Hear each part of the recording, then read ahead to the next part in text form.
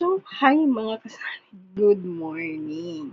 So, price update tayo mga kasari dahil napakataas na talaga ng mga bilihin ngayon at syempre, habang tumatagal, talagang padagdag ng padagdag yung mga presyo ng mga binibili natin. So, kung sa madaling salita, every week tumataas yung mga bilihin. So, last week, nag-grocery ako, sandali lang.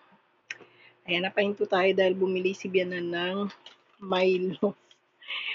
Masama din yung pakiramdam niya. Parang gusto niya uminom ng Milo. So, ayan. Last week, nag-grocery ako ng dilata. So, yung aking mga padilata talaga, hindi talaga ako bumibili hanggat hindi siya nauubos. So, kung bumibili man ako ng mga dilata, umabot pa talaga ng 1 buwan, kung di 1 buwan, 2 buwan, bago ako mamili uli ng aking mga padilata. So, bumili ako ng Preska last week.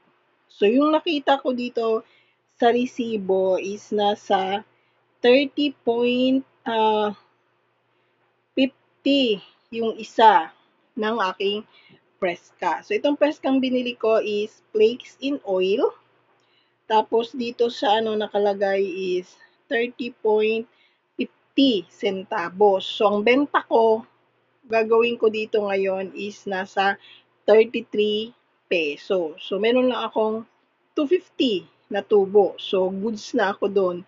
Hindi na ako kailangan pang magtaas pa ng presyo. So, itong dilata ko na to, binili ko siya ng 30.50 centavos at ibebenta ko siya ng 33 peso at ang tubo ko doon na pinatong ko is 250 lang ang nilagay ko. So, okay na ako doon. Goods na ako. Alam niyo ba mga kasari, dati binibili ko ito ng 29.75. So, dapat magiging 30 na siya.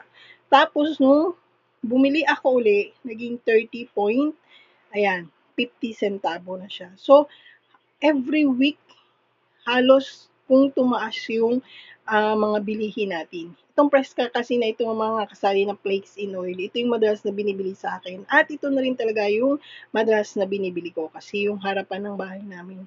Ito yung ginagawa nilang breakfast every morning pag pumapasok yung anak nila. Ito yung madalas na binibili sa akin kaya hindi ako nawawalan nito. Hindi katulad dati, hindi ako bumibili ng ganito dahil nga hindi hanapin at walang naghahanap. Pero nung tumira yung kapitbahay ko dyan sa harapan, ayan, madalas na nila itong binibili. So, unang bili ko nitong mga kasali is nasa 29.79 at 29.75 centavos ang bili ko. Tapos, nung bumili ako uli, naging 30.50 centavos na siya. O, diba? So, pag tumataas yung presyo nito dun sa grocery, so, siyempre, tataasan ko rin.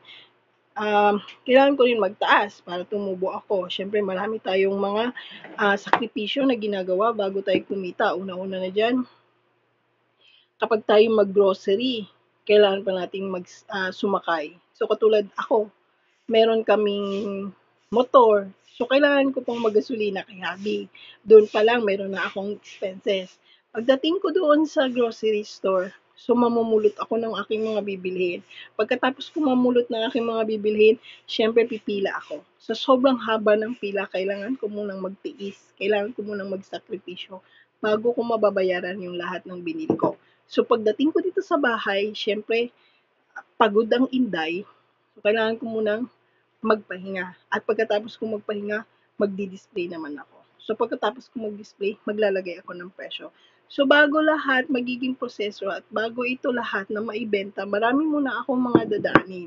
So higit sa marami akong dinadaanan, meron pa din akong mga expenses na kailangan na bayaran. Katulad nga ng sinabi ko, kailangan ko magbayad ng motor. So sa iba naman is kailangan nilang mag-commute, 'di ba? So kailangan nilang mag-commute. Lahat ng sakripisyo ng pagiging tindera is talagang dinadaanan. So, kaming mga tindera, hindi ibig sabihin na nakaupo lang kami dito sa aming munting tindahan tapos magbebenta. Tapos ang sasabihin ng iba, hayahay, maraming pera dahil may tindahan. No! Kami is marami rin kami mga sakripisyong pinagdadaanan. Minsan kami ang kargador, kami ang nag-grocery, kami ang nagdi-display, kami ang tindera bukod sa lahat, kami rin ang kahera. At bukod sa kahera, syempre kailangan din namin kumilos-kilos, 'di ba? So hindi hayahay ang pagiging tindera mga te. Ang hirap maging tindera, ang akala nyo lang talaga is madali dahil iniisip nyo, ay may tindahan siya, marami siyang pera, hindi. So ayan mga kasari, ito yung update ko sa inyo ngayong araw na ito, yung price increase ng ating mga paninda.